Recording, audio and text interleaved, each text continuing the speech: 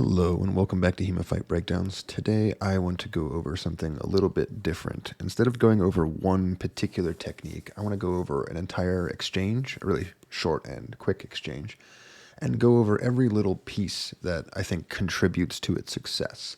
So whereas before I might break down an individual section of an exchange and talk about just it, I want to talk about every single individual piece that contributes here, and I'm going to go over them very quickly. So first, we'll watch the exchange.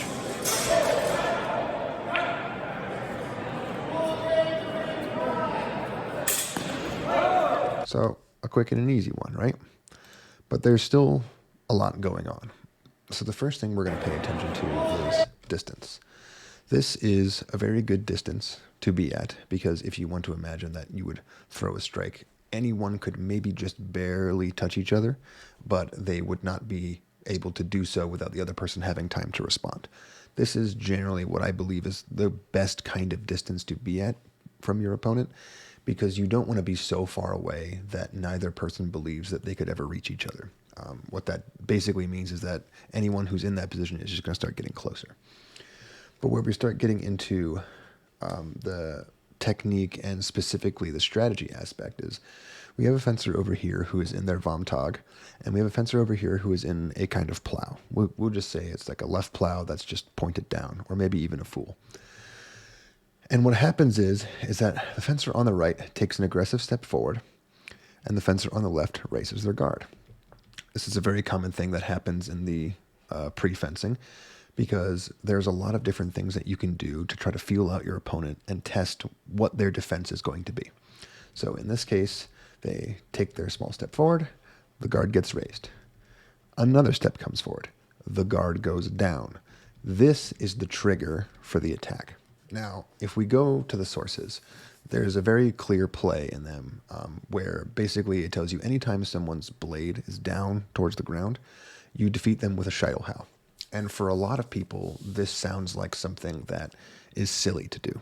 If someone's sitting there, standing at the ready with their blade towards the ground, and you just charge at them and swing at the head, most people assume, oh, I'm just going to get stabbed in the gut. But where things are different is that in reality, what you need to be looking for is when somebody puts their guard down, not necessarily because they're standing there in their ready position, but because they just took a break. That second step forward was not responded to. It was more or less ignored.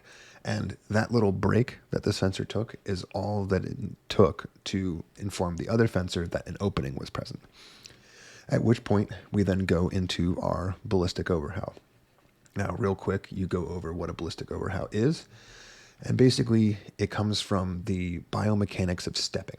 So when you're at this range, like we talked about before, it's basically impossible to reach the other person, especially given that any person, even if they're caught off guard, is going to do at least a little bit to try to defend themselves. So what you look to do is two things. The first is when you push off with your back leg, you throw your cut with that change in weight.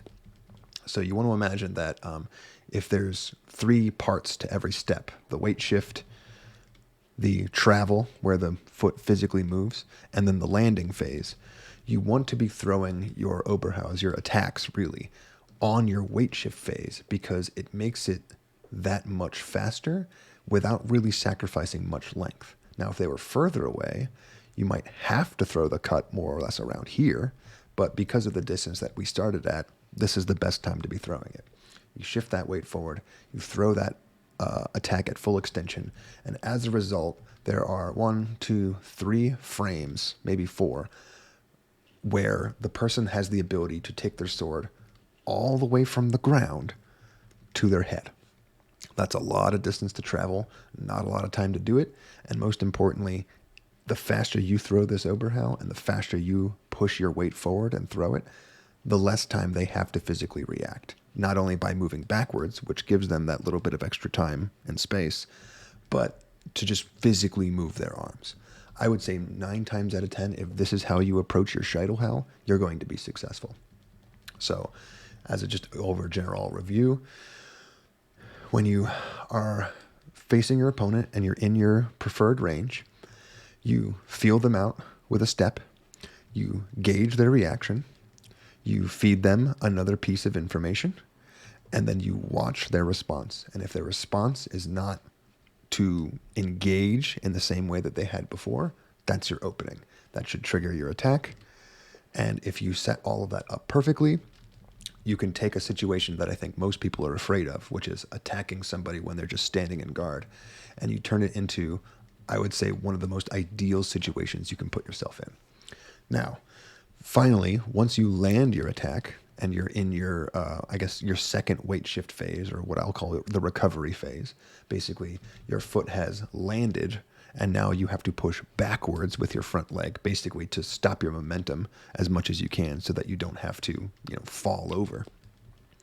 Once you land, your next priority is parrying the afterblow, because it doesn't matter that, this is a sport and that we're using safe weapons. You always assume that an afterblow will come. And at the end of the day, as long as you do something to prepare for that, even if it's not necessarily adequate, it's always going to be better off for you. So you land that cut, you land that foot, and now the defense comes in.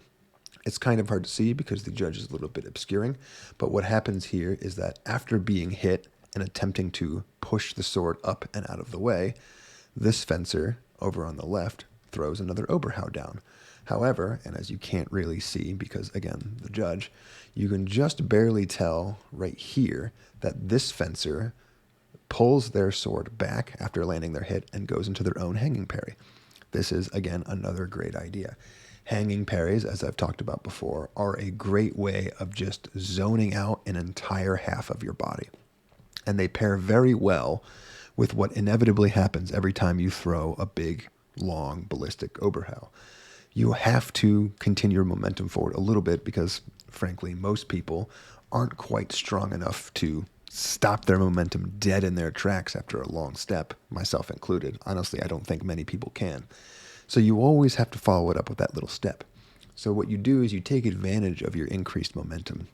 Instead of stepping straight forward, you step at a 45-degree angle off to one side, and then you hanging parry the side that you are turning towards them. So if you want to imagine that you're taking a step 45-degree angles off to your left side, you're going to hang on your right side, because when you take that step off to your left, you're turning your right shoulder and the right side of your body towards your opponent. So that's the side you want to put the hanging parry on. Put it all together, and you have a nice, perfect little encapsulation of a play straight from the book. You see your opponent in their low guard, though in this case it was a little bit more complicated than them just standing there stock still, but you force them into that position. You recognize that position. You engage your attack. You do the play, and then you defend yourself immediately after, just in case somehow something went wrong. Okay, that's going to be it for today. If you'd like to see your footage featured on the channel, feel free to send me an email at HEMAFightBreakdowns@gmail.com, and I hope to see you next time.